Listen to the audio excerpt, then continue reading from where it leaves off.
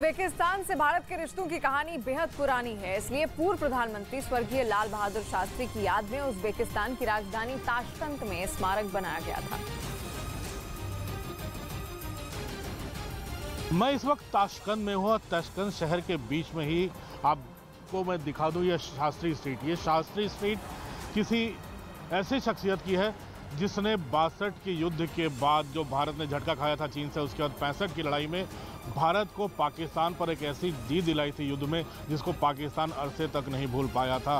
लाल बहादुर शास्त्री भारत के प्रधानमंत्री थे और उसी 65 के युद्ध के बाद जब ताशकंद के समझौते के लिए वो ताशकंद पहुंचे, उज़्बेकिस्तान की राजधानी है अब, उस ताशकंद में उनकी असामयिक मौत हुई थी। जिस कॉन्स्पिरेसी की बात आज तक छिड़ी हुई है और वो ऐसी कॉन्स्पिरेसी थी, वो ऐसा षड्यंत्र था जिसका पर्दाफाश नहीं हो पाया है, जिसके बारे में आज तक कोई नहीं कह पाया है कि क्यों उनकी मौत हुई, किस तरह से उनकी मौत हुई। हालांकि उनके परिवार वालों के दबाव में काफ़ी कुछ जांच समितियां बनी, लेकिन अंत में नतीजा कुछ नहीं आ पाया। यहाँ पर इसी शास्त्री स्ट्रीट पर ये शास्त्री मेमोरियल पार्क भी बनाया। यहाँ लाल बहादुर शास्त्री की मूर्ति देखिए, ये उनकी मूर्ति जो मुस्कुराती हुई प्रतिमा है उसी ताशकंद समझौते की याद दिलाती है और ये याद दिलाती है कि ताशकंद आज भी उनकी बहादुरी को का कितना सम्मान करता है, किस तरह से वहाँ यहाँ आए थे और पाकिस्तान के सियासतदानों के साथ उन्होंने यहाँ पर समझौता किया था। दुनिया के तमाम दबाव के बावजूद भी भारत का पक्ष रखने में सफल हुए थे। भारत में आप दिल्ली में भी उनके नाम का एक मेमोरियल बना है, अगर भारत में भी बना है, लेकिन यहाँ पर ताशकंद में उनके नाम पर कई चीज़ें चल रही हैं। शास्त्री स्ट्रीट है, शास्त्री मेमोरियल पार्क भी है। यहाँ पर शास्त्री के ऊपर एक कल्चरल इंस्टीट्यूशन चल रहा है जिसे ICSSR चला रहा है और इस काफ़ी व्यस्त सड़क जो है जिसे कहा जा सकता है ताशकंद का, उस पे शास्त्री स्ट्रीट का नाम आ जाना ये बहुत ही अनूठी बात है। ये इसलिए ये साबित हो रहा है, ये साबित कर रहा है कि लाल बहादुर शास्त्री सिर्फ और सिर्फ भारत के नहीं, सिर्फ और युद्ध में विजय दिलाने वाले नहीं, उनके काम का, उनकी बहादुरी का और जिस तरह से पाकिस्तान को उन्होंने धूल चटाई, जय जवान जय किसान का नारा दिया, उसके नाम की कदर आज भी ताशकंद करता है। उज़्बेकिस्तान में होने वाली SCO समिट के दौरान भारत के प्रधानमंत्री और चीन के राष्ट्रपति की मुलाकात हो सकती है। अगर ऐसा हुआ तो दोनों करीब 3 साल बाद मुलाकात करेंगे। वैसे दोनों नेताओं की 1-to-1 मुलाकात का कोई आधिकारिक ऐलान नहीं किया गया, लेकिन माना जा रहा है कि शंघाई कोऑपरेशन ऑर्गेनाइजेशन यानी SCO समिट के दौरान उज़्बेकिस्तान के समरकंद में प्रधानमंत्री नरेंद्र मोदी और शी जिनपिंग की अलग से मुलाकात हो सकती है। दोनों नेताओं की गलवान हिंसा यानी 2020 के बाद कोई मुलाकात नहीं हुई है। इसके पहले प्रधानमंत्री नरेंद्र मोदी और शी जिनपिंग ब्राजील में 2019 में हुए ब्रिक्स शिखर सम्मेलन में मिले थे और अब माना जा रहा है SCO समिट में समरकंद में दोनों नेता 1-to-1 द्विपक्षीय मुद्दों पर बातचीत कर सकते हैं। लेकिन अब तक ये सिर्फ एक अटकल है और ऐसा केवल माना जा रहा है कि दोनों नेताओं की मुलाकात हो सकती है, क्योंकि भारत ने अब तक ऐसा कोई औपचारिक ऐलान नहीं किया है।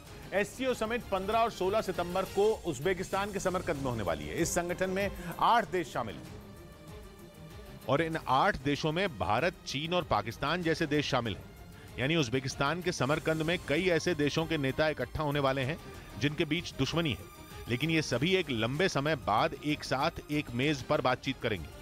और अटकलें हैं कि समिट के इन्हीं 2 दिनों में प्रधानमंत्री मोदी और शी जिनपिंग की अलग से बात हो सकती है, लेकिन अब तक ये तय नहीं है और इसका कोई औपचारिक ऐलान भी नहीं हुआ है। SCO समिट काफ़ी महत्वपूर्ण समिट होने वाली है। कई देशों के लीडर्स इसमें आ रहे हैं। कौन से बायलैटरल्स होंगे ये मैं अभी कह नहीं सकता और जाहिर है ये सभी के प्रोग्राम पर निर्भर करता है। सूत्र बता रहे हैं कि प्रधानमंत्री नरेंद्र मोदी और शी जिनपिंग के बीच बैठक पर दोनों तरफ के अधिकारियों के बीच लगातार बातचीत चल रही है। हालांकि इसको लेकर कुछ भी निर्णय होने की पुख्ता खबर नहीं है। अगले साल यानी सितंबर 2023 तक भारत इस संगठन की अध्यक्षता करेगा और अगले साल होने वाली SCO समिट की मेजबानी करेगा। यानी चीन और पाकिस्तान के नेता अगले साल भारत में होंगे। यानी भारत के पास 8 देशों के बीच तालमेल बिठाने की जिम्मेदारी होगी। और इससे पहले अगर PM नरेंद्र मोदी और शी जिनपिंग की 1-to-1 बातचीत होती है तो भारत के पास चीन पर LAC के मुद्दे पर दबाव बनाने का मौका होगा। उधर गुजरात के नवसारी में आसमानी आफत कहर बनकर टूट पड़ी है, जिसकी वजह से सड़क में कई फीट तक पानी भर गया है। भारी बारिश से सड़कें दरिया में तब्दील हो गईं और सैलाब के बीच गाड़ियां आधी डूबी हुई नजर आईं। नवसारी के गोलवाड़ और 4 पुल इलाके में हर जगह पानी भरने से लोग परेशान हैं। रोजमर्रा की चीजों को जुटाने के लिए काफी दिक्कतों का सामना करना पड़ रहा है। लगातार हो रही बारिश से सड़क पर घुटने तक पानी भर चुका है। लोग जलभराव में आने जाने को मजबूर हैं। वहीं तेज बारिश की वजह से निचले इलाकों के घर और बाजार जलमग्न हो चुके हैं। मौसम विभाग ने दक्षिण गुजरात में भारी बारिश की चेतावनी जारी की है, जिससे आने वाले कुछ दिनों में नवसारी समेत कई जिलों में पहले से ही जलभराव की समस्या से जूझ रहे लोगों की मुसीबत और बढ़ सकती है।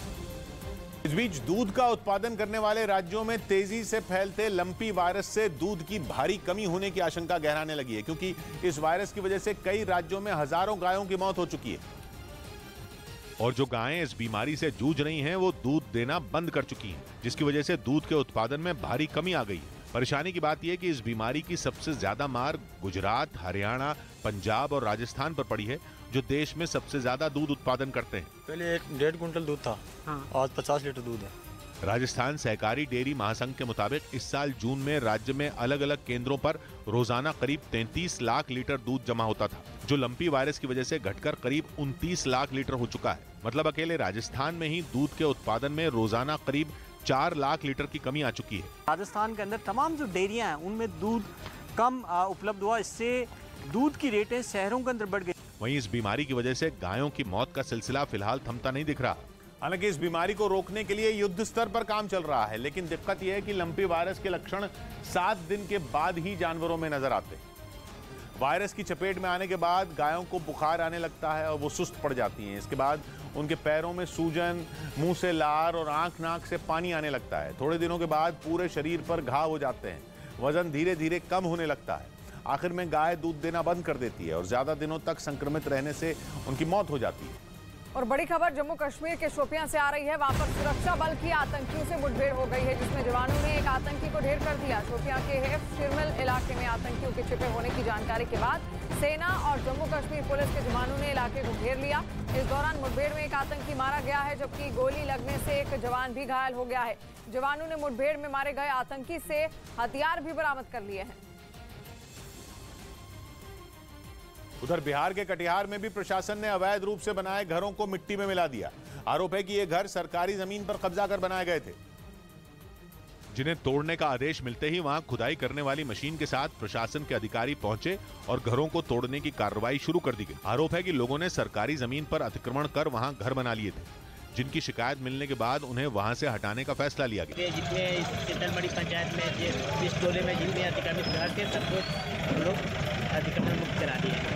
घरों को तोड़ने के लिए वहां खुदाई करने वाली कई मशीनें बुलाई गई। साथ ही कार्रवाई के दौरान हंगामे की आशंका को देखते हुए पुलिस के जवान भी तैनात रहे। एनआईए ने गैंगस्टर के खिलाफ बड़ी कार्रवाई करते हुए करीब 60 जगह पर छापेमारी की है। दिल्ली, हरियाणा, पंजाब, राजस्थान और आसपास के इलाकों में कई गैंगस्टर से जुड़े ठिकानों पर एनआईए ने छापा मारा है।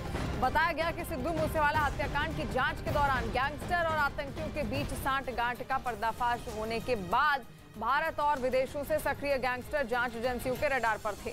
साथ ही दिल्ली पुलिस की स्पेशल सेल ने यूएपीए की धारा के तहत एफआईआर दर्ज कर कई गैंगस्टर के खिलाफ कार्रवाई का आदेश दिया है, जिसके बाद एनआईए की टीम ने एक साथ कई जगह पर छापे मारे। एनआईए की टीम ने पंजाब के गुरदासपुर में कुख्यात गैंगस्टर जग्गू भगवानपुरिया, दिल्ली के बवाना में नीरज बवानिया और हरियाणा के सोनीपत में गैंगस्टर काला जठेड़ी के घर पर छापेमारी की।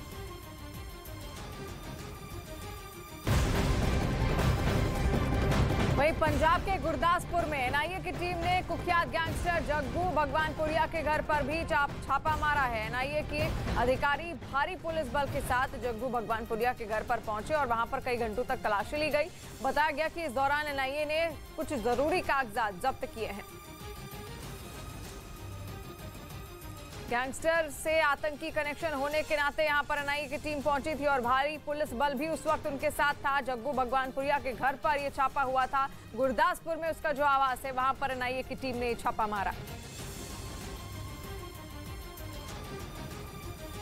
वहीं पंजाब पुलिस हेडक्वार्टर में आईजी सुखचैन सिंह गिल ने बताया कि राज्य में करीब 25 जगह पर एनआईए ने छापा मारा। इस दौरान पुलिस ने भी एनआईए की टीम की पूरी मदद की।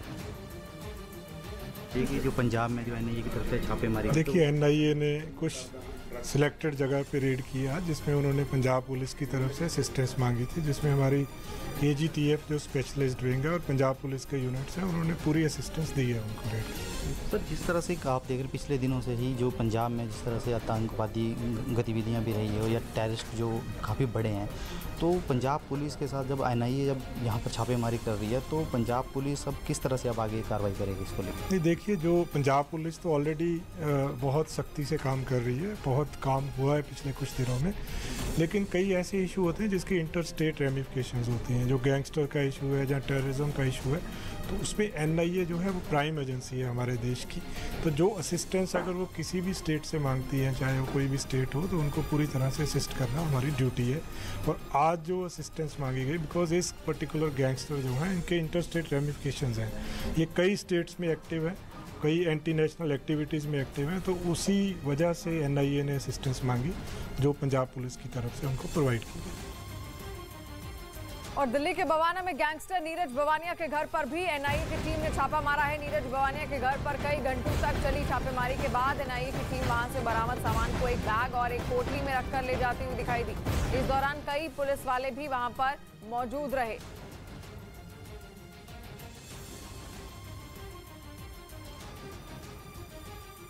नीरज बवानिया का घर है, जहां पर भारी पुलिस अमला आपको यहां पर दिखाई देगा।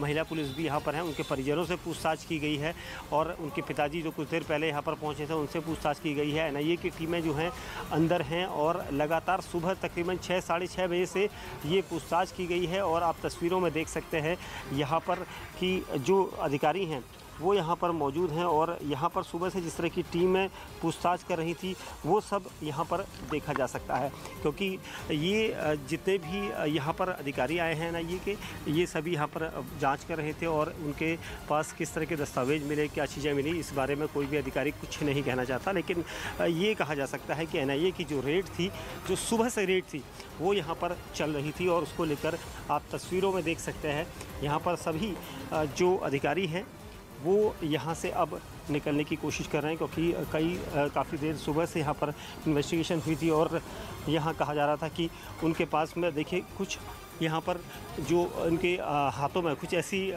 बुक्स हैं, इलेक्ट्रॉनिक गैजेट्स हैं, ये माना जा रहा है वो उनके हाथों में मिले हैं। ये आप देख सकते हैं बैग और यहाँ पर जो तस्वीरें हैं, राकेश ये दिखाइए, ये चीज़ें यहाँ से बरामद हुई है नीरज बवानिया के घर से और कई सारी चीज़ें आप देख सकते हैं तस्वीरों में। NIA की टीमें जो हैं वो यहाँ से अब निकल रही हैं और तकरीबन कई घंटे तक ये पूछताछ यहाँ पर परिजनों से शुरू हुई और उसके बाद परिजनों के अलावा उनके पिताजी से बातचीत हुई। नीरज बवानिया के घर से NIA की टीमों को कई सारी चीज़ें मिली हैं, जिसके लिए ये कहा जा रहा है कि शायद कुछ ऐसा है जो इलेक्ट्रॉनिक गैजेट्स हो सकता है, कुछ डायरीज सी ऐसी चीज़ें हैं, कुछ ऐसा यहाँ पर बैग के अंदर रखा गया है, कुछ दस्तावेज है, कुछ इलेक्ट्रॉनिक गैजेट्स हैं जो बरामद हुए हैं। ये कहा जा रहा था कि NIA को सुबह से ही यहाँ पर सफलता मिली है और इसलिए NIA की टीमें यहाँ पर लगी हुई थी। गैंगस्टर के खिलाफ कार्रवाई के दौरान NIA की टीम हरियाणा के जठेड़ी गांव भी पहुंची और कुख्यात गैंगस्टर काला जठेड़ी के घर पर भी छापा मारा। NIA की टीम काला जठेड़ी के घर सुबह करीब 6 बजे पहुंची थी। इस दौरान घर के आसपास पुलिस वाले भी मौजूद रहे। काला जठेड़ी का असली नाम संदीप उर्फ काला है। इस वक्त हम हरियाणा के जठेड़ी गांव में हैं। ये घर गैंगस्टर काला जठेड़ी का है। यहाँ पर NIA की टीम आई थी। परिवार का कहना है कि हमने जांच में परिवार ने पूरा सहयोग किया NIA का। हमारे साथ काला जठेड़ी की जो मां है वो हमारे साथ हैं। माता जी, कितने बजे सुबह आए थे NIA की टीम वाले? बेटा 5:30 पौने 6 ऐसा टाइम होगा, पक्की ना दे। कितने लोग थे माता जी? लोग का था भाई, बेरा है ना कितने थे, गणिये गाड़ी गुड्डी थी, सारे का वो कर लिया, चेकिंग कर रही सारी। हाँ। और कितनी देर तक रुके थे माता जी यहाँ?